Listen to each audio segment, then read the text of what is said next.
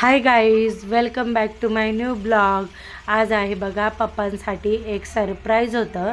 ह्या दोन्ही भावांनी मिळून माझ्या भावांना ही गाडी घेतली होती.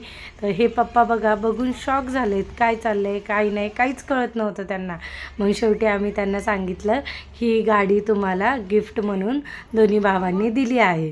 त्यांना खूप शॉक झाला, त्यांना काही माहितीच नव्हतं याच्याबद्दल, काही थोडीसुद्धा कल्पना नव्हती.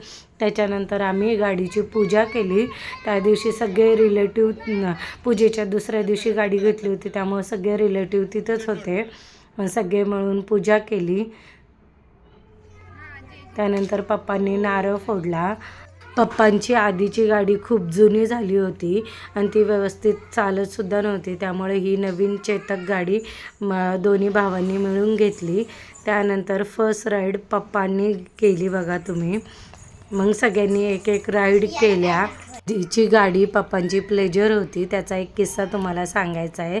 तर पप्पांची नवीन गाडी आणली तेव्हा मी गाडी शिकत होते. तर या आठवड्यात पप्पांनी गाडी आणली आणि दुसऱ्या आठवड्यात मी त्याला धडकवलं आणि ते धडकवल्यावर मग पप्पांनी शोरूमला नेली. मग पप्पा ही गाडीसुद्धा चालवताना मला उचकवत होते की तू गाडी चालू नको, परत धडकवशील, मग परत शोरूमला न्यावं लागेल. पण असं काही नाही, आता मी परफेक्ट गाडी चालवते. त्यानंतर सगळ्यांनी अशा एक एक एक एक राईड केल्या बघा तुम्ही.